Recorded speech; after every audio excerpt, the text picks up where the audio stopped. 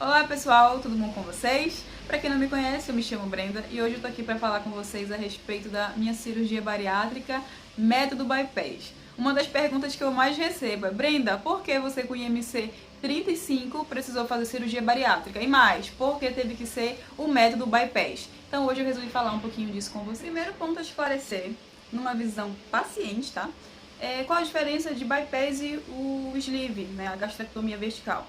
O bypass é aquela que há o desvio do intestino, né, o estômago ele é dividido em dois, ele não é retirado. E o sleeve há um corte vertical do estômago e aquela outra parte que sobra, né, ela acaba sendo removida. Então é basicamente essa a diferença na execução da cirurgia. A cirurgia bariátrica, ou cirurgia de redução de estômago, ou até mesmo chamada de gastroplastia, né, que é uma plástica no estômago, tem sido um dos métodos mais eficazes no combate à doença obesidade. Isso mesmo, a obesidade é uma doença crônica, né? Então a gente vai ver pessoas magras, porém ainda obesos em tratamento. Faz-se um cálculo do IMC, que é o peso dividido pelo quadrado da altura. Calma, que isso daí você consegue fazer em aplicativo, na internet, é só pesquisar lá, cálculo de IMC, que ele vai falar para você colocar o seu peso, sua altura, a idade, se você pratica algum esporte, né, se é sedentário, se exercita, enfim. Então isso daí dá para fazer pela internet, te acalma.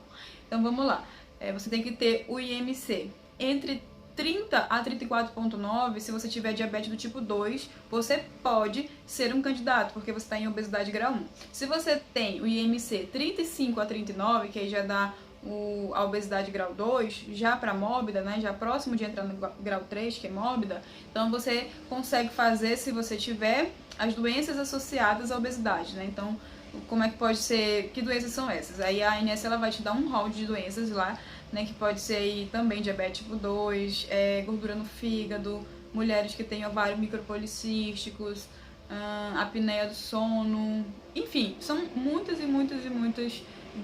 comorbidades, doenças que são associadas ao peso, que basta você fazer uma pesquisinha rápida que você vai ver se você pode se encaixar numa dessas. E o IMC 40 pra frente, né, que ele por si só, né, já comprova a necessidade de uma cirurgia bariátrica, tá? Isso é falando em questão de IMC, tá? Para você saber se você é um bom candidato, você tem que marcar uma consulta com um especialista, com um cirurgião bariátrico principalmente, né, primeiramente, que ele vai te falar se você é um candidato ou não, vai fazer os exames necessários, saber se você já tem um histórico de tentado emagrecer com tratamentos com endocrinologista, com nutricionista, já teve auxílio de medicamentos, né, tudo de forma médica monitorada, então aí você vai saber se você é um possível candidato a cirurgia. Então vamos fazer um resuminho básico aqui rápido, né? Não é rol taxativo, é só exemplificativo, são algumas doenças só, tá?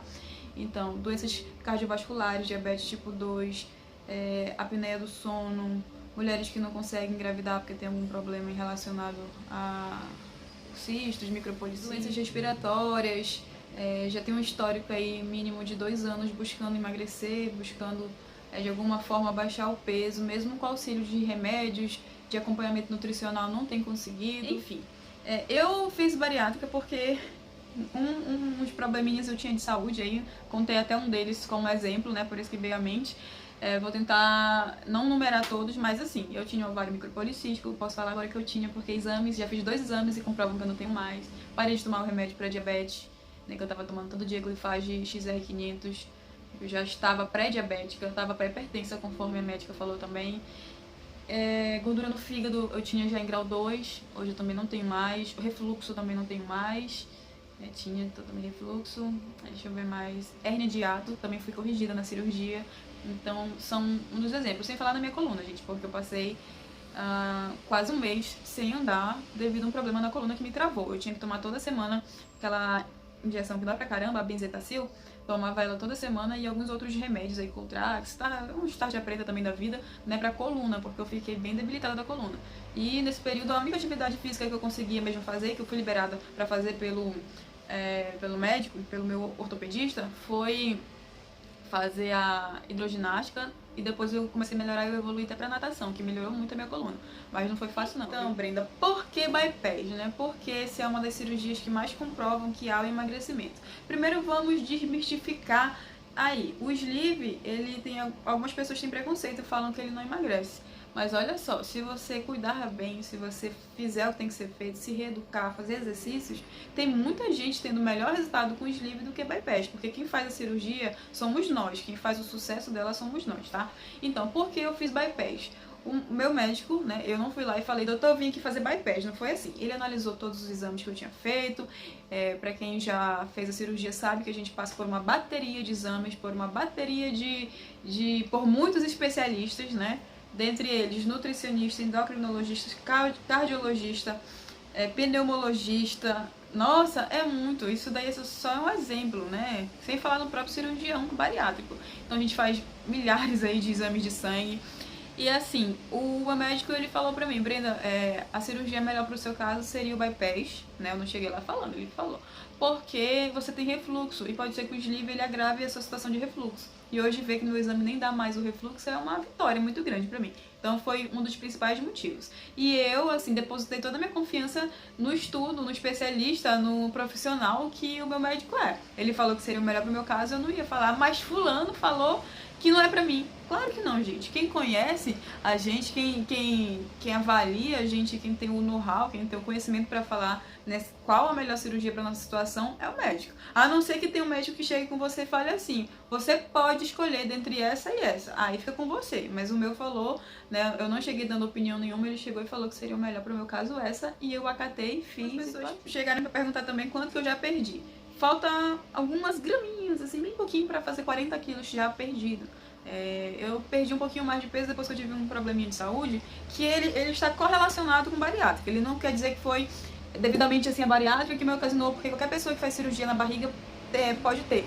Então, assim, tem aí vídeos no YouTube, no GTV, tem aqui no Instagram, falando sobre a minha hernia de Pitzer e obstrução intestinal, né? Então foi uma cirurgia de emergência que eu fiz aí com quase um ano de cirurgia, fiz com 11 meses de bariátrica, né? Lá eu explico melhor por que foi.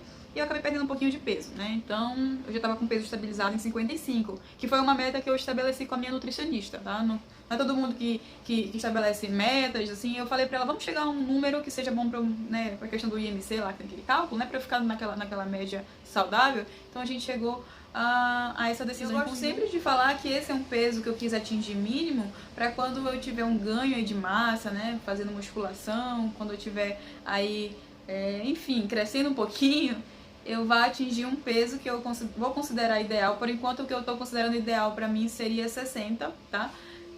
Mas aí, claro, em massa, não em gordura, né? Com saúde, com atividade física, com alimentação equilibrada. Escolher um bom profissional pra fazer a sua cirurgia é fundamental.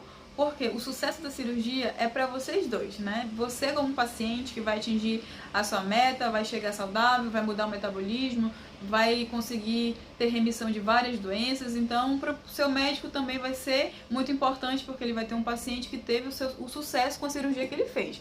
Então, escolha bem o profissional, tenha confiança. Se você não se sentiu seguro com um determinado profissional, procure uma outra opinião, procure um outro médico e se identifique com ele, porque ele vai ser o seu parceiro, ele quer o seu melhor. Então, você tem que aprender a ouvir. Ouça o seu médico, ouça o que ele tem a dizer a respeito do que é melhor pra você, porque ele estudou pra isso, ele se preparou pra isso, e é fundamental essa troca entre vocês, entre você e o especialista que você escolheu.